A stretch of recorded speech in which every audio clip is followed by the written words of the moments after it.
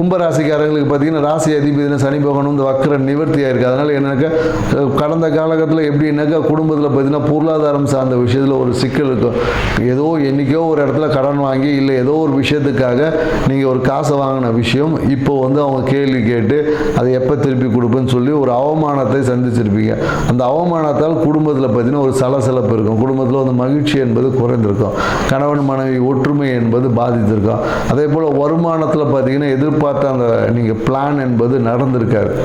ஏதோ ஒரு விதத்தில் அந்த பிளான் வந்து தடைப்பட்டு போகும். அதனாலே ஒரு மன உளைச்சல் இல்லை மன விரக்தியில் இருந்திருப்பீங்க. ஸோ இந்த காலகட்டம் மாதிரி இப்போ ஒரு மகிழ்ச்சியான காலகட்டம். நீங்கள் எடுக்கக்கூடிய முயற்சிகள் அனைத்தும் வெற்றி அடையக்கூடிய காலம். ஆனால் முயற்சி எடுக்கும்போது ரொம்ப கவனமாக இருக்கணும்.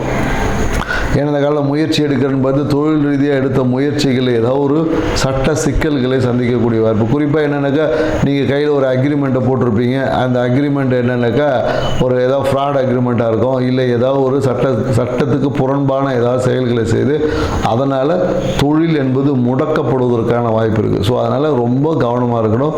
தொழில் சார்ந்த விஷயத்தில் நீங்கள் வந்து ரொம்ப எச்சரிக்கையுடன் செயல்பட தொழில் சார்ந்த விஷயத்தில் மிகுந்த எச்சரிக்கையுடன் செயல்பட வேண்டியது. அதே போல் என்னக்கா இந்த காலத்தில் மன அழுத்தம் என்பது ஏற்படும். குழந்தைகள் விஷயம் இல்லை பார்த்தீங்கன்னா நிறைய குடும்பம் சார்ந்த விஷயத்தினால மன அழுத்தத்துடன் பயணிக்கும். ஏன்னா தந்தை இந்த காலகட்டத்தில் எதிர்பார்த்த ஒத்துழைப்பு கிடைக்காது. தந்தையாலேயே பிரச்சனைகள் வந்து சந்திக்கக்கூடிய ஒரு வாய்ப்புகள் இருக்குது.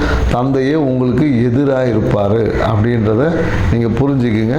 நன்றி, வணக்கம்.